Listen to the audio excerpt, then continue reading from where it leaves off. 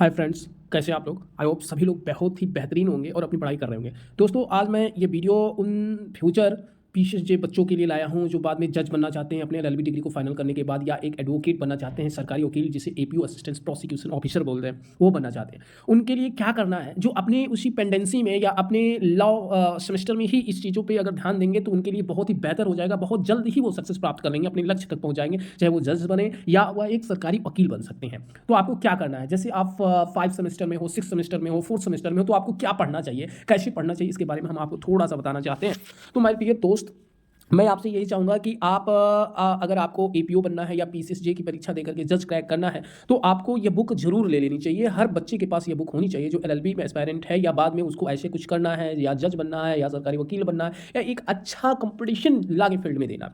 तो my dear, आपको यह बुक तो जरूर होना चाहिए। पीवाईक्यू है, प्रीवियस ईयर क्वेश्चन है इसमें, 2023 का मैंने लिया था। इसमें प्रीलिम्स स्पेशल है, सिविल जज एपीओ एवं एचजेएस के लिए है। देखिए, उत्तर प्रदेश, मध्य प्रदेश, उत्तराखंड, छत्तीसगढ़, बिहार, झारखंड तथा राजस्थान की ये बुक है, और हिंदी में है। इंग्लिश, इसका इंग्लिश वर्जन भी आता है। ये आपका घटना चक्र है, ये आपको जरूर होना चाहिए। और तब तक आप इस चीज को लर्न कर लीजिए जब तक आपका सेमेस्टर एग्जाम खत्म नहीं हो जाता है, पूरा लाफ है, आपका कोर्स खत्म नहीं हो जाता है, तब तक यह आपके टंग पे होना चाहिए, जुबान पे होना चाहिए। अगर आप वाकई में एलएलबी करने के बाद एपीओ के फॉर्म अप्लाई करेंगे या पीसीएसजे का फॉर्म अप्लाई करोगे, तो आपको ये टंग हो जाना चाहिए, आपको इतना नॉलेज हो जाना चाहिए कि वाकई में क्या पूछा जाता है आपके एग्जाम में। अभी मैं बताऊंगा क्या क्या सिलेबस इसमें दिया गया है, कैसे कंटेंट होते हैं, ये सारी चीजें आपको इसमें बताई जाएंगी, सब दिखाया जाएगा। आप वीडियो के अंत तक बने रहें।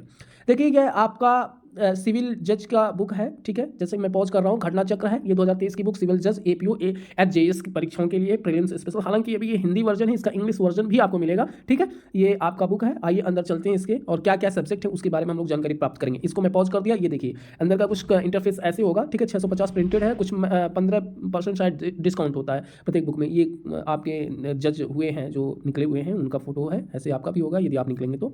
ओके, अब हम लोग सिलेबस पे चलते हैं। या ये दिस इज द सिलेबस, ये आपका सिलेबस है। मैं पढ़ के भी सुनाऊंगा क्या क्या सिलेबस है आपके।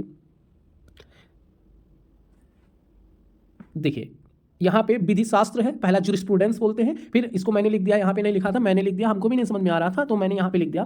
दूसरा, अंतर्राष्ट्रीय संगठन जिसे इंटरनेशनल ऑर्गेनाइजेशन बोलते हैं। तीसरा सब्जेक्ट है इंटरनेशनल रीऑर्गेनाइजेशन, अंतर्राष्ट्रीय प्रकरण, भारतीय संविधान, इंडियन कॉन्स्टिट्यूशन, जो आप पढ़ते रहे हो, बीए किए होगे तो बीए में पढ़े होगे, या कोई भी अनदर कंपटीशन किए होगे, वो भी उसी सेम वही है आपका कॉन्स्टिट्यूशन, ठीक है, वहाँ आपका काम करेगा। और संपत्ति अंतरण अधिनियम या ट्रांसफर प्रॉपर्टी एक्ट है ये। भारतीय साक्ष्य अधिनियम, इंडियन एविडेंस एक्ट है। भारतीय दंड संहिता, इंडियन पीनल कोड है। सिविल प्रक्रिया संहिता, सिविल प्रोसीजर कोड है। दंड प्रक्रिया संहिता, क्रिमिनल प्रोसीजर कोड। और संविदा विधि यानी कॉन्ट्रैक्ट लॉ है, जो आप अपने सेमेस्टर एग्जाम में पढ़ चुके होंगे। हाँ जी दोस्तों, वही सारे कंटेंट आपको यहाँ भी पढ़ने हैं। बेहतरीन तरीके से पढ़िए, सब कुछ आपको यही पढ़ना है माय डियर। आप एपीओ बन सकते हैं, आप जज बन सकते हैं, हालांकि अगर बेहतरीन तरीके से आप पढ़ाई किए होंगे। देख पा रहे हैं कि ये 10 सब्जेक्ट जो है हूबहू सेमेस्टर वाइज है, सेमेस्टर के पेपर है माय डियर। सारे कंटेंट वही होंगे। अभी मैं आपको दिखाऊंगा, ये देखिए, मैं कुछ ऐसे ही शॉर्ट नोट बनाता भी चलता हूँ आपके ही बुक में ही, ऐसे शॉर्ट नोट, जैसे कि बुक पढ़े और इसमें से important section, attempt to commit suicide, ये सब आप पढ़े होंगे, अपने सेमेस्टर एग्जाम में पेपर दिए होंगे। फिर 323 है, 324 में क्या है, वॉलंटरी कॉजिंग ग्रीवियस हर्ट, है ना। ये सारी चीजें इंपॉर्टेंट, आप नोट्स ऐसे बना भी सकते हैं। इससे क्या होता है, नोट्स अनदर नोट्स की जरूरत नहीं होती, वहीं वो फैक्ट आपको रिकॉल हो जाता है, उसी से आप बिलोंग कर देते हो, या चैन बाई चैन इस रूल बोलते हैं इसे, ठीक है। आपको यहाँ पे रिकॉल हो जाएगा, आपको अनदर बुक आईपीसी नहीं रेफर करना पड़ेगा। आइए आगे देखते हैं।